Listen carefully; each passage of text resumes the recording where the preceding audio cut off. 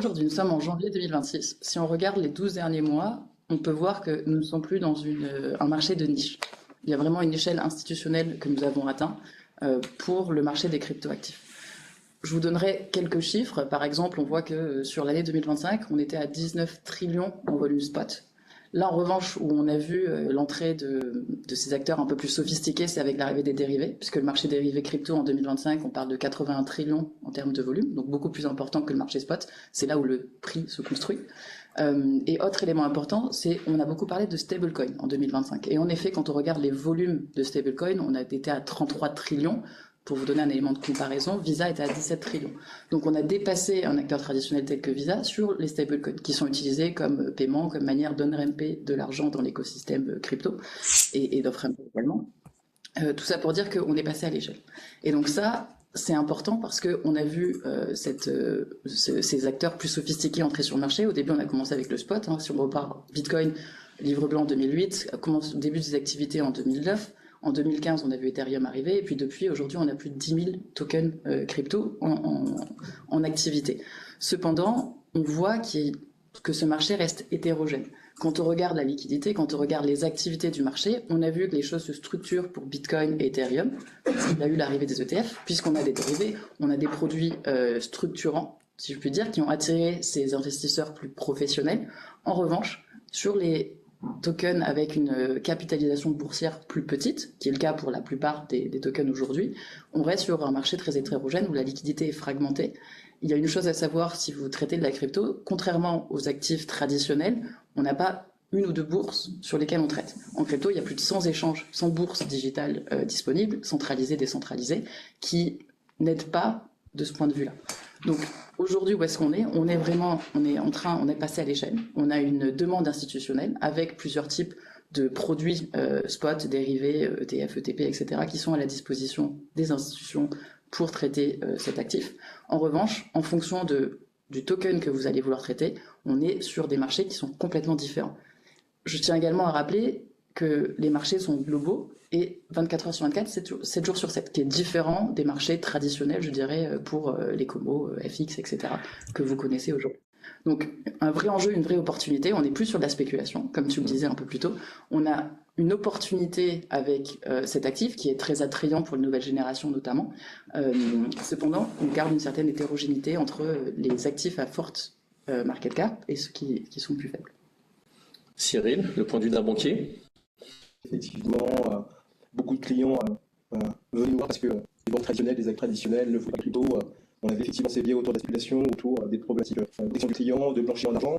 Et c'est vrai qu'aujourd'hui, on parle de ce phénomène avec un certain recul, mais il y a eu des années de pédagogie, il y a eu des années effectivement où il fallait trouver des cas d'usage. Et la banque de Lubac a toujours été un petit peu en pointe sur cette problématique, dès 2022 avec l'obtention du PSAN, parce qu'on a considéré aujourd'hui que le rôle d'une banque, et je pense que c'est un petit peu ce que Mika totémise, c'est de la conformité avec de l'innovation. Les deux en fait ne sont pas oxymoriques, c'est pas un antagonisme, et qu'il y a des possibilités justement à réunir en fait ce monde digital que a très bien décrit Elodie avec ce monde traditionnel en fait, parce que on y voit des cas d'usage concrets, que ce soit effectivement sur l'explosion des ETF, sur l'avènement des stablecoins comme moyen de paiement. En fait, on sort de ce biais de spéculation pour effectivement être sur des cas d'usage concrets, notamment sur les paiements internationaux. Et voilà. Et aujourd'hui, on voit que les actifs crypto, les actifs numériques ont une réalité en fait dans le monde réel. Au sein de la banque de Lubac, effectivement, ça a toujours été une approche qu'on a privilégiée, et notamment on a annoncé en fin d'année dernière, par exemple, la possibilité d'acquérir son bien immobilier avec de la crypto. Donc on prend des marqueurs traditionnels effectivement d'une vente classique, mais en fait on va mettre un compte séquestré avec la crypto en question, avec une marge de 10 à 15% pour éviter effectivement l'effet de volatilité. Mais aujourd'hui on est capable justement de passer de la crypto à la pierre en fait. Donc nous, notre enjeu en tant que banquier justement, c'est de donner et ça existe vraiment. Il y a des gens aujourd'hui qui achètent leur bien immobilier absolument, absolument, avec un acte notarié. On a tout un écosystème autour de la banque justement où on permet de faire ça en fait. Et l'idée de la banque de Lubac, justement, c'est de donner de la concrétisation justement à cet actif en fait. On l'intègre avec ses qualités intrinsèques, volatilité, etc. Mais on essaie effectivement d'en faire quelque chose de concret en termes d'investissement, en termes de placement, en termes de projection économique, tout simplement, en fait. Donc, pour nous, c'est vraiment quelque chose sur lequel on tient à être présent, en plus de tous les services aujourd'hui qu'on peut proposer, comme des plateformes crypto-actives, hein, donc achat, conservation, vente. On a de plus en plus de CGP aussi qui sont intéressés par tout ce qui concerne gestion sous mandat, etc. et tout. Donc, effectivement, on a ce mouvement d'institutionnalisation que Elodie a très bien présenté, qu'on voit aujourd'hui avec des vrais cas d'usage qui commencent justement à s'ancrer.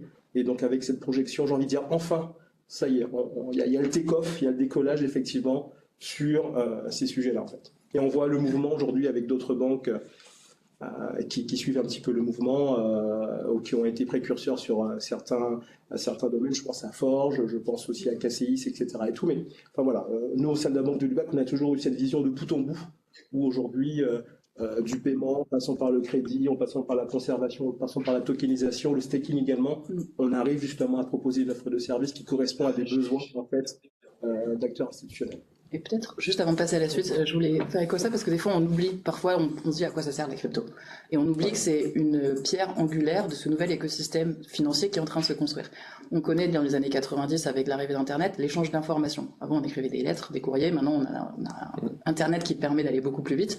Ce qui est en train de se passer grâce à la blockchain, c'est que la finance, enfin les global markets, la finance est en train de se digitaliser. Comme tous les autres services qu'on utilise au quotidien se sont digitalisés, la finance grâce à la blockchain permet l'échange de valeur. Donc on avait l'échange d'informations, je vous envoie 10 €, et ben par Swift par exemple, une information qui va circuler, qui va être émise et qui va être reçue de bout en bout. Aujourd'hui, si on échange un bitcoin, on l'échange de peer à peer, sans intermédiaire, en direct, et c'est instantané. Et donc c'est cet enjeu, il ne faut pas oublier que la crypto, ce n'est qu'un outil dans cet écosystème de finance digitale qui est en train de se mettre en place. Oui. Puisqu'aujourd'hui on parle de crédits qui sont en train de tokeniser, on parle de settlement on-chain, on parle de tous ces acteurs de finance traditionnelle qui utilisent la blockchain pour son efficience, parce que ça va plus vite. On dit better, faster, cheaper, parce que c'est plus rapide, ça va à un moindre coût. Et donc c'est cet enjeu-là. C'est vraiment le monde, on voit Broadridge par exemple avec le monde des repos qui vient de settle et qui ont settle des milliards en 2025 on-chain. C'est vraiment ça l'enjeu. L'enjeu c'est la digitalisation de la finance. Comment est-ce qu'on transacte comme on utilise de l'euro, enfin des fiat dans notre monde d'information? C'est des tokens, c'est de la crypto. Et donc la crypto sert cet enjeu long terme. Alors, je dis long terme, c'est plutôt, on parle de 5-10 ans maintenant, parce que l'échéance se rapproche de plus en plus. Mais simplement pour donner un cadre, la crypto, c'est un but long termiste. Ce n'est pas juste un outil de spéculation comme on a pu l'entendre, ou pour blanchir de l'argent, etc.